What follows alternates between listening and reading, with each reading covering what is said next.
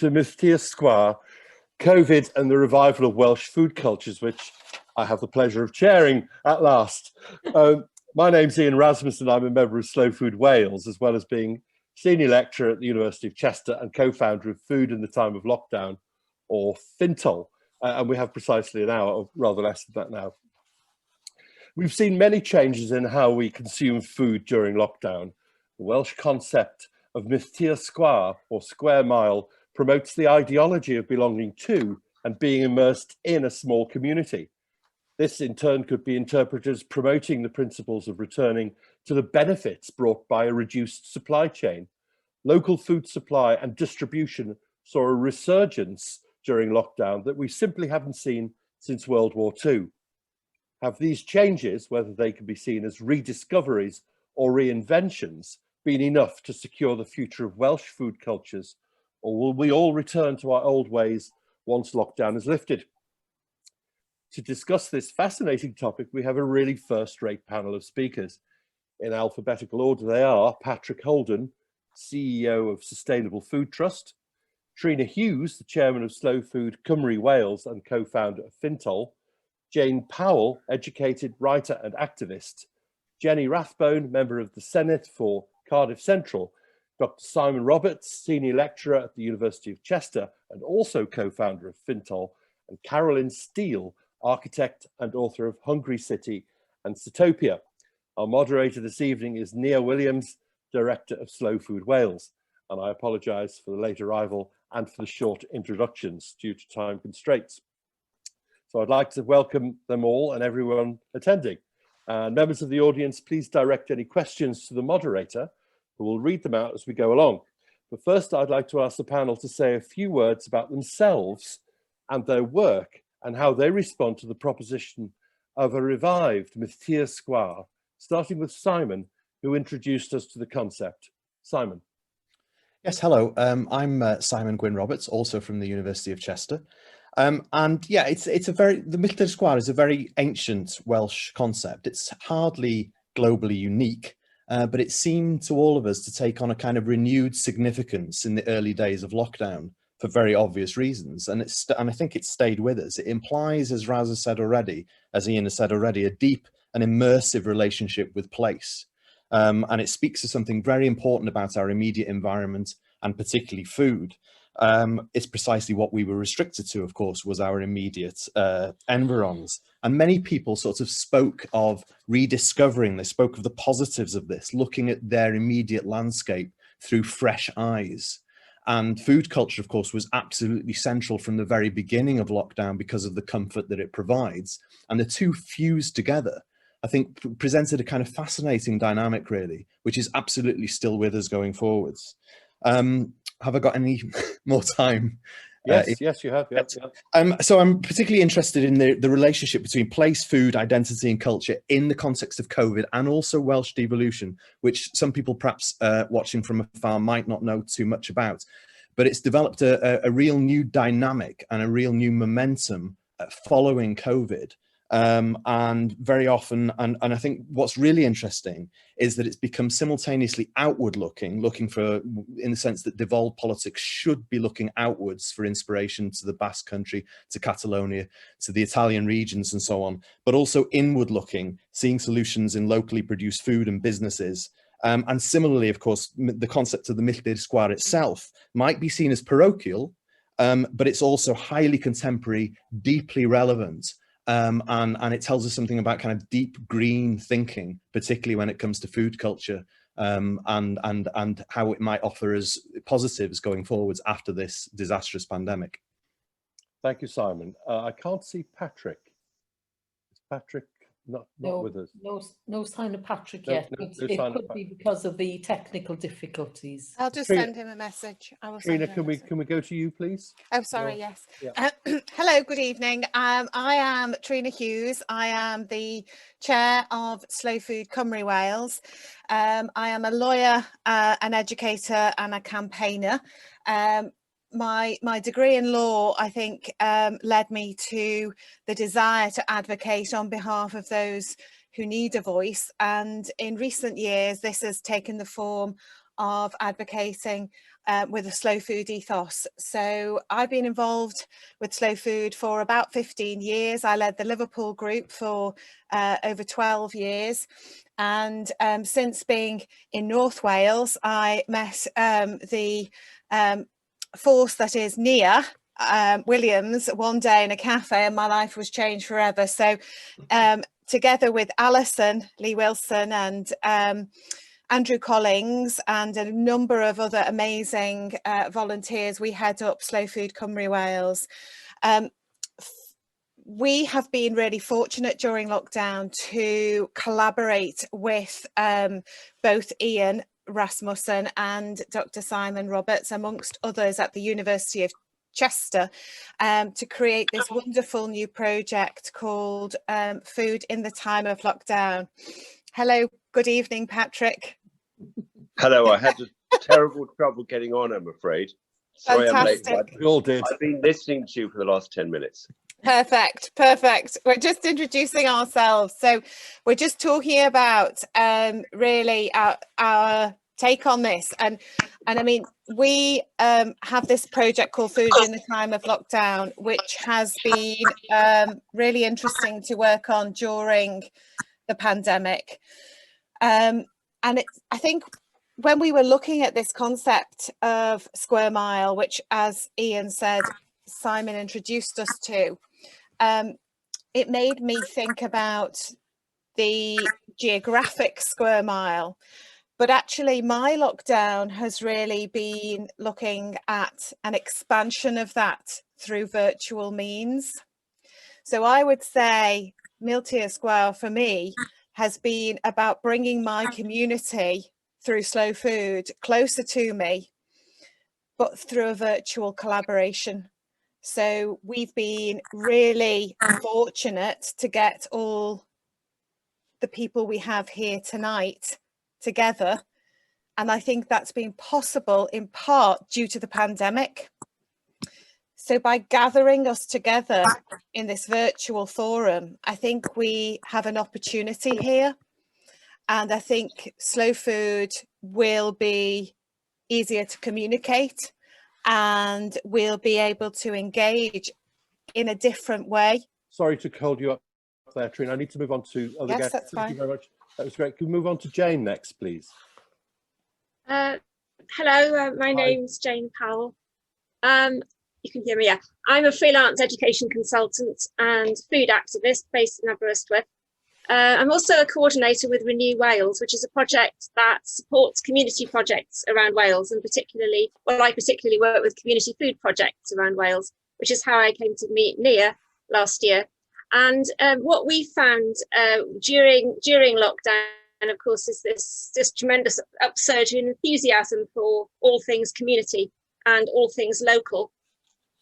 And what I think comes out of that is the power, the political power, perhaps, that community projects have to drive change. So we've seen community groups growing up, forming coalitions. In Cardiff, for instance, they have a thing called Food Cardiff, which works with the local authority.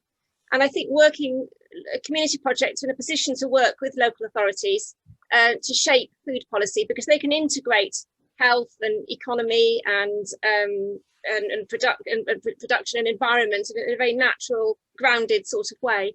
And then, of course, in Wales, we have the Wellbeing of Future Generations Act, which requires the public sector to work with community groups and food businesses to make these new coalitions that can think in a different way and to harness the enthusiasm of local communities. So I stop there. Thank you, Jane. Carolyn? Yes, hi everyone, and many thanks for inviting me to be part of this panel. I have to admit I'd never heard of, in fact I can't even pronounce it, I'll just say square mile, but I think it's a completely brilliant concept. And I'm an architect, but I've become someone who sort of sees the world through the lens of food. And I wrote a book in 2008 called Hungry City, How Food Shapes Our Lives. And this year, just literally the same week the pandemic was declared, I published another book called Sitopia, How Food Can Save the World. And I guess my essential thesis is that food it shapes our lives in far more ways than we're aware of. So obviously, you know, can't do your trousers up, you know, food's shaping your body, but it also has shaped our minds, our politics, our economies, our cities, our landscapes, and so on.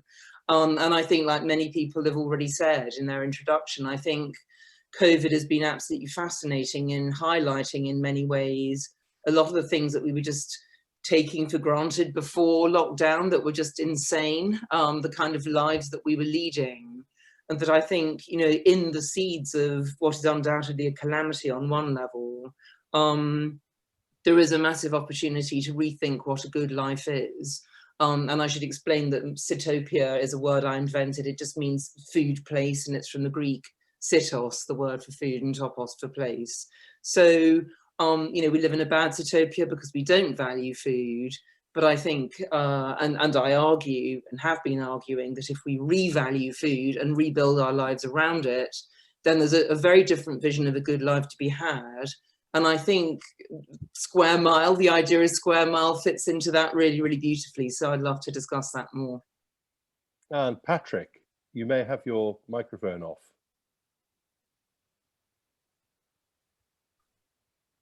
Hello?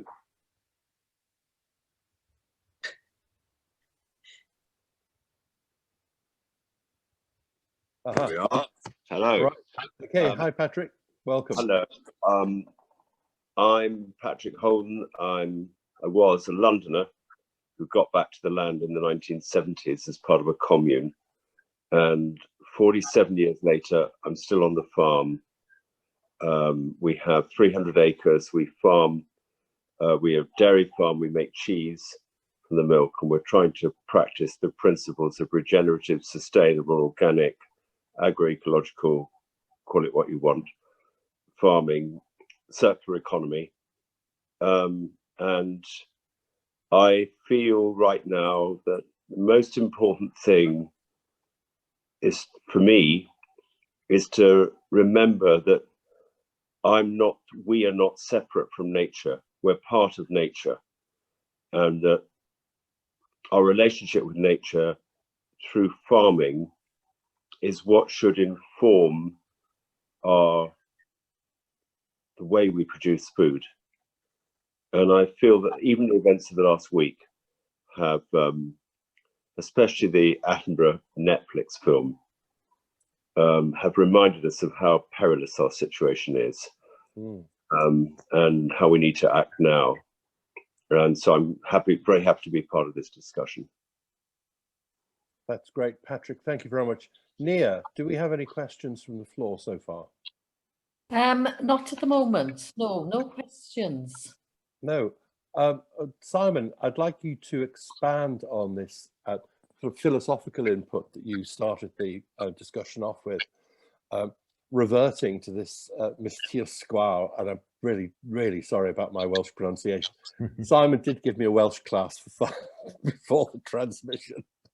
He's a friend, but it's a kind of it's a philosophical perspective derived from historical practice, to which we may be inured to return.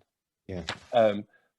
But it's not a kind of it's not such a negative thing, is it? Because if it returns us to more rational, logical supply chains and a more sustainable form of food production and consumption, then out of the ashes of COVID may be something very, very positive, which I think all of you have alluded to in your opening remarks. I think that we're being optimistic. It's a moment for optimism, which is great to hear. Yeah, I think precisely that. And I was interested on Trina's perspective there as well, that we're using technology to be outward looking, aren't we? We're borrowing ideas from elsewhere, while so the concept of the Milltir Sgwar, of course, is inherently parochial. But of course, by then looking outwards at the same time, we're adopting techniques from elsewhere and borrowing ideas from elsewhere, but applying this to a very old concept. So you've got the environmental implications are obviously extremely positive. And I just think from a Welsh perspective, again, we could, particularly post-devolution, we could look outwards to places like Catalonia and the Basque Country. We've all heard people like Klaus Meyer in the Danish context talk about kind of reinventing a Danish food culture from scratch with Noma, and that of course was all about a fanatical pursuit of the local. And I don't think we need to be as fanatical as that. But I think that concept of kind of pursuing the local is a really interesting one, and you could see all sorts of ways that that might be sort of fused to old Welsh cultures and old Welsh recipes.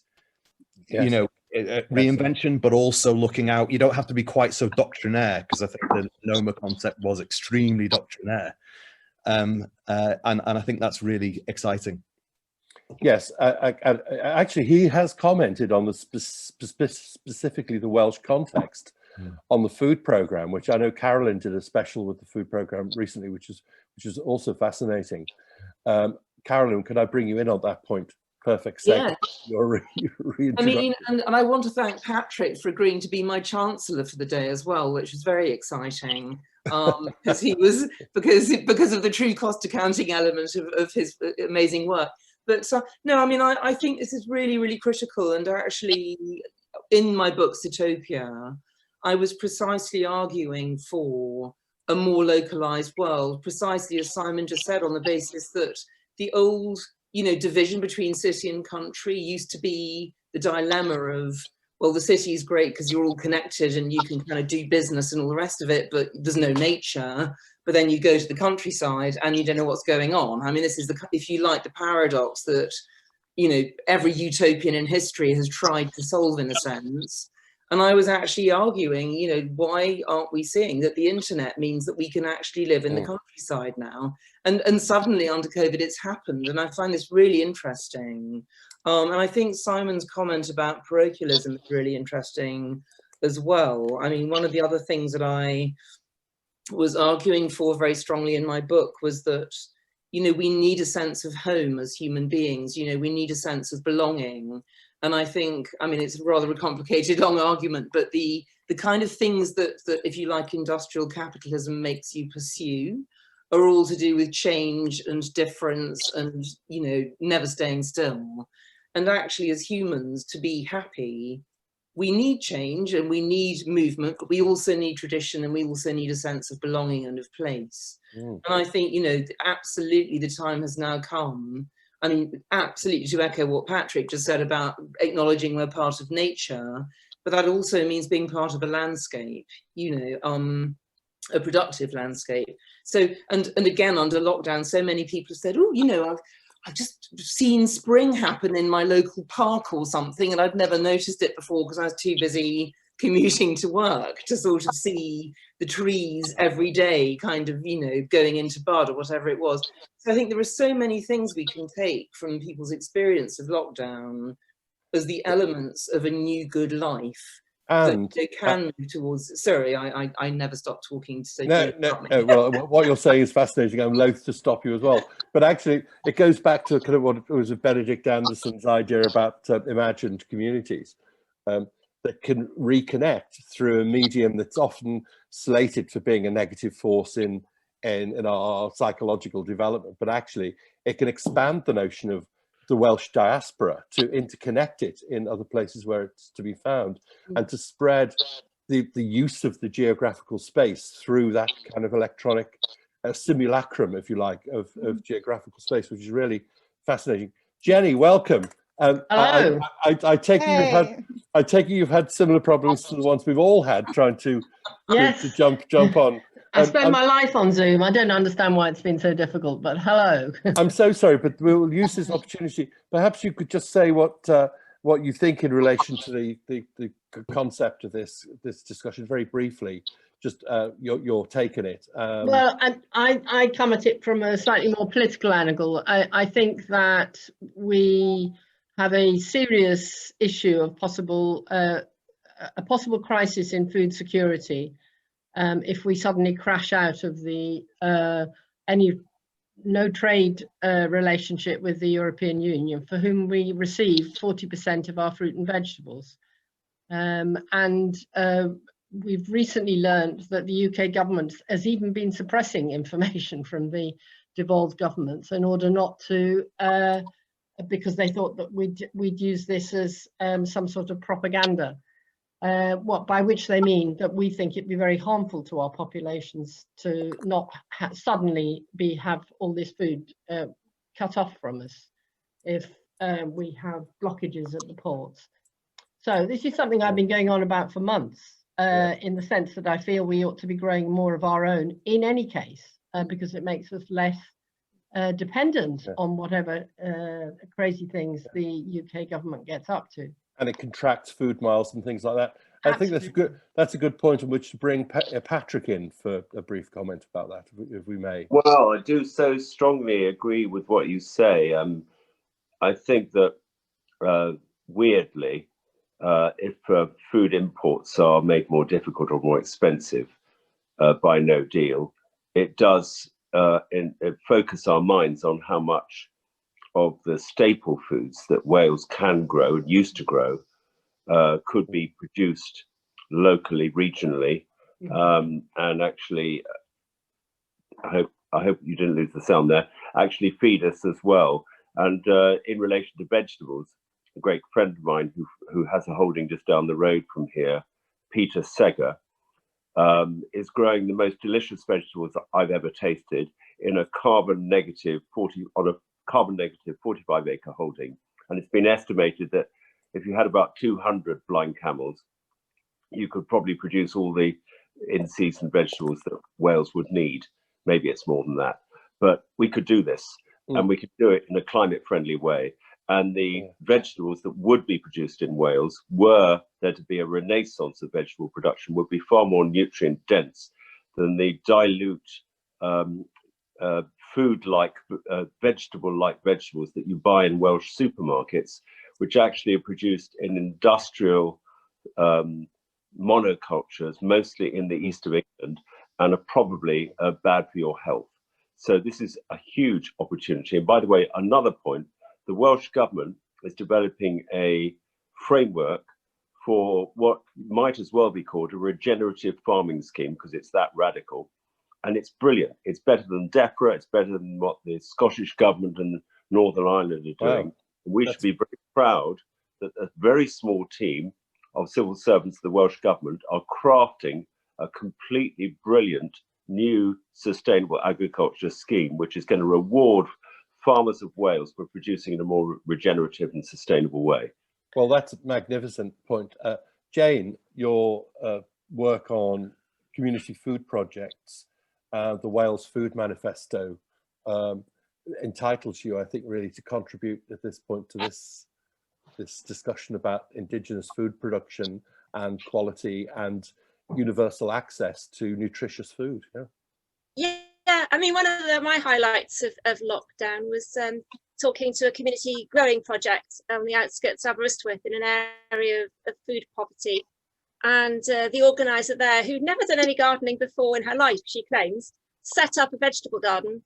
And the other day I went around and I met one of the, he's a retired farm worker and university groundsman. Anyway, one of the older generation who's taken up residence in the garden, and he's looking after their wildlife plot, wildflowers plot for the pollinating. And so people are calling in all the time, dropping in, having a chat, getting reacquainted with vegetable growing. And the project is starting to supply lettuce and herbs in small quantities. And they've got brilliant plans for expanding to be able to grow more of their own vegetables, use their own vegetables for growing, cook it and eating projects with young families nearby. And they're doing so many things, and working with a local school. And it really shows how engaging a community with food can just solve so many other problems at the same time. But it's not solving problems because it sounds a bit negative. They can create such community and focus and pleasure and beauty that people are naturally drawn to it. And I think it's this sort of thing which makes such a difference, because you can try and push political change from the top, but you really need to have something coming up from the bottom as well. You have to you need that support for the, it needs to come from sort of both radical directions. political change. And people need to have experienced it. They need to have their hands in the soil, or to have made compost, or seen the bees buzzing around their flowers, and then they get it.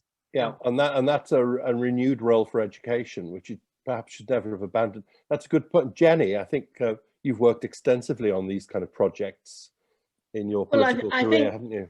I think it'd be fantastic if we had 22 blind camels, but it is miles more complicated than that. You know, people have absolutely lost the connection with where food comes from the soil, and we need far more people understanding how to grow food and then eat it, because there's just far too many people just going and buying junk food of one sort or another. Yeah. And we've really lost that understanding of what food does. If you talk to elderly people in the communities I represent, they all understand how to cook food. Yeah. And will talk to you about how they used to grow their own with their parents. And we really, really have to do something radical in our schools very, very quickly to change this situation round. Because I think I'm really worried that it isn't just going to, I think rich people will always have food because they can fly it in. But I think for just ordinary people, the food shortages are going to be really serious unless we act quickly. I'm glad to hear that Patrick thinks that civil servants are working on this, but they certainly haven't shared it with other members of the Senate. And I am not getting positive responses every time I ask about this, which is well, that's really regrettable, and something should be done about that. I mean, we should speak after this because I mean, if maybe they're still sitting on it because they're still crafting it, but honestly, it's good. It's really good. If the scheme is launched, because there's an election coming up, isn't there, and it has to be got out there before that, it will be the first government in the world that is rewarding farmers for regenerative farming practice and systems for the outcomes, like, you know, more soil and more biodiversity and all the rest. It's brilliant. The sustainable farming in our land is a very good scheme, but the thing is, we have a problem now, and we are entering the winter. This is not the growing season. We have a major problem. Yeah, we do. But I mean, surely the fact that we're having this conversation and with the fact that we're criticizing the education system, which is completely not fit for purpose. I mean, I've got boys at school and they're doing GCSEs and A-levels. And really, the whole education system is sort of moribund, really, because it's just teaching our children to recite back facts which aren't in any way connected with the planet in which, you know, we're handing on to them in this depleted state. It's not enabling them to understand their relationship with that planet or what to do about making it a better place. And I agree with you completely that food, cooking, and all those sort of basic life skills are frowned upon as sort of lower level educational attainment. It's appalling. And really, Kirsty should be listening to this and doing something about it, because we just follow it as if it's okay. Actually, if I may interject there, there might be a purpose after this panel where we could get together and share ideas and try and move an agenda forward. I want to bring Jane in, who seems to be fizzing with something to say here on this point. Just want to make a comment really about the curriculum. I work with schools quite a bit, and the new Welsh Government curriculum is actually visionary and very enabling. And it encourages teachers, it really frees up teachers to teach in the way that they want to and to make use of use of what's to hand. The trouble is, we have a generation of teachers who don't know how to garden, and some of them are positively afraid of getting their hands dirty. There is a culture, isn't there? And they need a lot of support. It can't be left to teachers. It needs community support. It's not, even if the Welsh Government have got a scheme, we're still in this rat race of high attainments for GCSEs and A-levels, and tertiary education is wrong as well. Yeah, I know, but we can't address that in too much detail here today. Can I just say something there, Ian? Yeah, could I bring you in just after Carolyn, who's been trying to get in for quite a long time, and I'll come back to you, Trine. I'm just nodding a lot, but I mean, I think I mean, everything we're talking about to me is speaking of the fact that the current received idea of a good life is very 20th century. You know, it's about consumption, it's about GDP, it's about rushing around like a mad hamster so you can get rich. And it's over. But nobody seems to, in government seems to have quite realized this yet. And everything we're talking about is building a vision of a different kind of good life. And it's absolutely about relearning, reconnecting with nature, reconnecting with, I talk about living in time. So, I mean, this fact that everyone's sort of, you know, money rich, but time poor because they're dashing around, it's just ludicrous. And again, I mean, I think the fact that, you know, there was a study done very early on in lockdown that discovered that only 9 people in the UK wanted life to go back the way it was before, I think is very, very telling, you know. So absolutely, it's about finding the things that we get pleasure from, which, by the way, are often things that people realize they wish they'd done more of on their deathbeds, you know, i.e. spending time with your family and your loved ones, you know, making beautiful things, relating to nature and so on, and just put this at the center of a new vision of a good life, which requires a totally different economy, which again is why, you know, I requested Patrick as my chancellor, because, you know, he talks specifically about the true value of food, which is basically roughly double what we pay for most of it at the moment. But it's a much, much bigger thing. It's literally a radical rethinking of the idea of a good life. Indeed. Trina, you wanted to come in there? Sorry, it was just a further point on education, really. I've been working with a project out in Wrexham in North Wales here, working with young women who are between 18 and 21 at the We Mind the Gap project, just doing some basic food and cookery with them. So I think it's not just, you know, it is obviously, it's vital that we approach the education system, but it's about knowing how to cook as well, isn't it? You know, and engaging people with taste. So the most successful of a session we did was when we had a taste adventure, which is what we always did with Slow Food, was we said, you know, close your eyes, smell, taste, touch. And I think that is really something that's missing in our food education system. We want to be, you know, coming back to the grassroots. So as we know, Slow Food is a grassroots movement, but we want to engage with people through food. So that's, you know, that's something that we've been trying to do here in North Wales. We've allowed industry to lessen people's expectations of tactility and pleasure and sensory delight, haven't we? Nia, do we have any questions from the floor? I do. I have been sending them to you. Yes, well, have you been able to see them? They flash up and disappear while people are midstream. So I'd much rather you deliver. Choose a nice one for us, Nia. Well, there was a good question from Alison from Hallin Morn, and she says that she loves eating locally, but she likes to sell globally. How can we square those two things? So I love eating locally, but I like selling globally. How can we square those two things? I think I'm going to give that one to Patrick, if I may. All right. Let me just close the chat because I was catching up. I was catching up on the chat. Well, it's rather a paradox that our cheese is so of the place. And thank you for that comment on the chat about our cheese, Alison. And we had a tasting the other day with some other raw milk cheddars. Ours is the only one that is produced organically. And it was really telling how it tastes of this place, basically. But because of the absence of true cost accounting, it's expensive.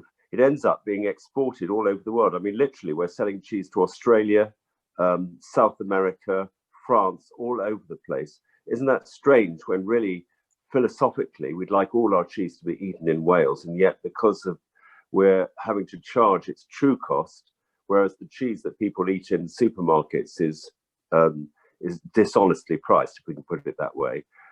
We can't just sell all our cheese within the local community, or certainly in the region or in the principality. And so we have to do something about putting this right, as Caroline has indicated.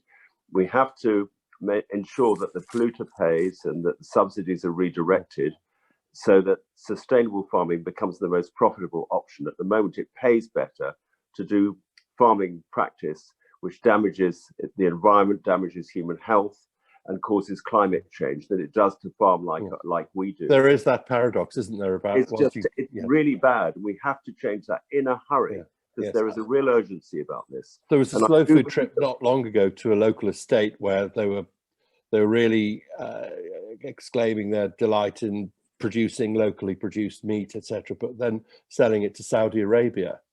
Exactly. Which you now, Simon, we haven't heard from you for a while. Would you like to address this point about that kind of apparent paradox?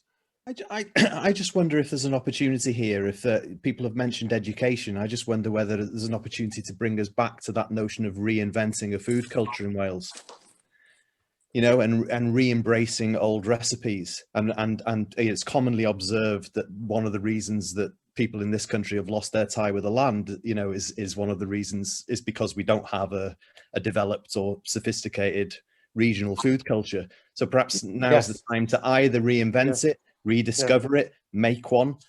You know, so I've been looking through, my wife's an archivist, and in the Conway Council, and I asked her, you know, what's in the archives for food? There's practically nothing. So which tells us a lot. Of course, the legacy of nonconformism and these is undoubtedly a factor, particularly, you know, amongst working class people in Wales. And I've uncovered a few things myself. You know, sow beer, for example, a herbal beer, which was brewed in right the way across North Wales. I'd never heard of it. Harmless, apparently, apart from its sleeping effects. Resembles treacle more than anything. You know, could there be a reinvention of Powell? I know this kind of thing. Of course, this sort of thing does happen. I'm aware of that. But I wonder whether that's the secret to engaging children in it, for example, and perhaps the educative effect of this might be, you know, it would be fun as much as anything else to reinvent a food culture. We've got a question here from Maggie about how many people can afford to pay the true cost locally. I think Patrick addressed that, but I think we all might have an opinion about it has to form part of a balanced taxation system, doesn't it? Yeah. Could I just the real cost of food. Yes, Patrick, quickly, yes? Yeah, very quickly. We used to spend 30 or 40% of our income on food. Now it's less than 10%. And so actually we could afford to spend more. But for some people, price is a real barrier. And I think governments have to step in there and do something about it. We need it to be a right of every citizen, whatever their income, to have access to nutrient-dense, local, sustainably produced food. And if some people can't afford it, then we have to do something about that as a society. That's certainly the case. We actually, 1/3 of people in Wales have difficulty paying, you know, putting food on the table for their families. So we've got to massively increase the basic income of people on the lower end of the scale. But I think one of the places where we have to start is to improve our school meals. You know, Kevin Morgan argued this back in 2015. If we could improve the food we procure publicly, both for our schools and for our hospitals and nursing homes, you know, we are quite a long way down the road we need to get down. Because at the moment, although we have the healthy eating measure, and we just don't have the monitoring going on to ensure that our children are getting the nourishing food they need. So why doesn't the Welsh government insist that all the public food on the public plate comes from sustainable production in Wales when it's staple foods? Why doesn't that happen? Well, indeed. Well, I'm going to propose some legislation to make sure it happens. Oh, good. But public procurement, they are beginning to think about procuring more things locally. And it would be very nice if slow food could feed into that discussion. Carolyn, do you have anything to add to that? Yeah, I do. I mean, I'm proposing in my book, I propose what I call Cytopian economics. And actually, it's precisely based on what Patrick's also arguing for, which is the idea that the true cost of food is internalized. The reason this is always argued against is precisely because people say, oh, but then another 10% of the population wouldn't be able to eat. And I'm always sort of saying we need to turn this on its head and sort of say, why do we live in the 5th or 6th richest society in the world where 10% of people are living near the poverty line? That is the problem.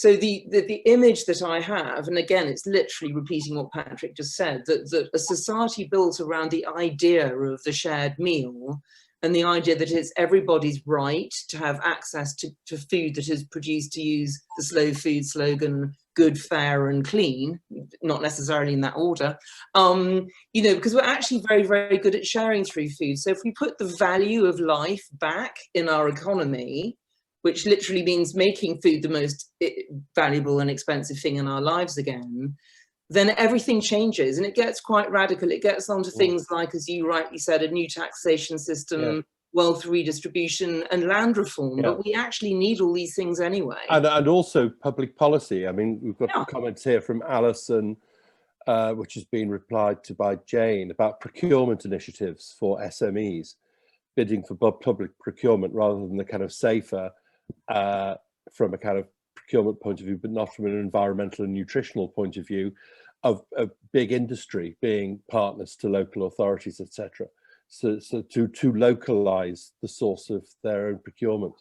No, it requires local authorities to break down their contracts into much smaller bite-sized chunks, because an individual farmer is not going to be suddenly be able to provide the whole of a local authority's school meals for whether it's basic potatoes and carrots. You've got to break it down so that, you know, people can be encouraged to grow up gradually. That's perfectly true, but if it became required for even a certain percentage of all the staple foods that were going on into schools and hospitals and everywhere, prisons included, had to be sourced, the staples sustainably from producers in Wales, they would respond. I know the infrastructure isn't there at the moment, but because it isn't required, and there are these weasel terms like local producers, which people who are sourcing these meals use local wholesalers who then source from England or even worse. And, you know, I mean, it's just not acceptable. This should not be happening now. There is work going on. Caerphilly Caerphilly Council is leading the way on food procurement, and they are starting to do things, but it is baby steps at the moment. Just to add something to that, basically Preston, they did this precisely in Preston when they tried to relocalize the system. Exactly as you said, Jenny, they broke down all of the procurement packages into smaller lumps that local producers then genuinely were able to meet. So that has been done. Yeah. And then there are smaller food miles, less pollution, greater engagement with and greater incentivization for local people to understand and reconnect with food production, and to protect that environment for food production against. I know there are people like Simon Wright is passionate about this in Carmarthenshire, but until we have a requirement for people to source a certain percentage, it's not going to happen because there's too much of a price barrier, and it's too challenging. That might be the difference that COVID makes. Well, let's hope so. It might be a little optimistic, but not fanciful, I think, that this will generate and unify people such as ourselves into coordinated, cohesive and effective political action, which is what really I think is needed at this point. Which is why I hope there's a kind of legacy to this discussion, because there's such a kind of fabulous range of intellects and knowledge on this panel. It's really stunning. Now, we have only a few minutes left, so I'd like to have some final remarks for an optimistic future born out of the ashes of COVID. Simon, can we start off with you? Just very briefly, Carolyn's mentioned this already, but it reminded me of David Goodhart's and Theresa May's very high profile somewheres versus anywheres split. Yeah, and I think, you know, it's very important to say that one can be both. One can be outward looking, but you still need to be rooted in place at the same time. And I think the discussions today have really kind of clarified that in my own mind. I feel very strongly about that. Yeah. They're not mutually exclusive. No. It's you can be in, he argued that Brexit, etc., suggested that we'd split into those two communities. You can be a somewhere rooted in place, but also an anywhere open to new ideas and new ways of doing things. And I think, as you've said in pieces you've written in the past, Simon, because we work together so closely, that you think that the influences should come from other compatible and comparable analogous countries. Absolutely. Where they're more advanced down this road to those sense of dual identities. And there's no question that COVID's changed the dynamic there. How about you, Carolyn? Yeah, I would heartily agree with that. And well, I mean, I've just written a book in which I argue, as I say, for a vision of a different kind of good life that's absolutely built around the sort of concepts that I still don't dare try to say, Milltir Sgwar, anyway, the square mile, and pass on swiftly, that it encapsulates, you know, it's everything from, you know, Trine has been talking about teaching kids how to cook again. We've been talking about the importance of touch. I was just listening to a program last night about, you know, I mean, we evolved as creatures who make things, you know, a lot of our intelligence is in our hands, and to, you know, to reboot that. I mean, the government's currently trying to think of things that all the new unemployed people should be doing. Well, get them farming, get them making food, you know. That's a very good point on which to end there. Thank you. Jane? Yes, I think, to speak again of the value of local conversation, especially, I think conversation is key, listening to each other and accepting the complexity of the situation. You know, all points of view have got something to recommend them, I think. And so deep listening to each other, ideally around a shared meal. Yeah. 3 cheers for that. Thank you, Patrick. I think that Wales has the opportunity and the capacity to lead the world in developing a beacon model for a relocalized sustainable food system. I think many of the ingredients are in place, but I think, as has been said during this conversation, probably the weakest element is the lack of public understanding about exactly what constitutes sustainable and regenerative farming, and why it's so essential that they should switch their buying loyalty to those kind of foods from Wales. And if we can crack that one, then Wales could lead in this, literally globally. Thank you very much. Jenny? I'd like to be optimistic, but I think there are forces working against us that we need to be mindful of. At least something like half the UK government wants to do a deal with the United States, which would force us to eat chlorinated chicken and all the rest. Yes, well, we can't have that. And the Internal Markets Bill forces us to not be able to enforce our own laws, and so it's really frightening what could happen. I'm sorry to cut you off there, Jenny, but we've got seconds left. Trine, a few final words. We need my ethos is write your own story, so that's what we're about, writing our own story. Okay, thank you very much, Trine. So I'd like to thank everybody for joining this panel. We'll be in touch to discuss it further. Thank you, Nia, for ably handling technology, and for Shane for hosting us. And I think on that point, we will disappear. Thank you very much indeed. Thank you all. Thank you. Thanks a lot. Good night. Bye-bye.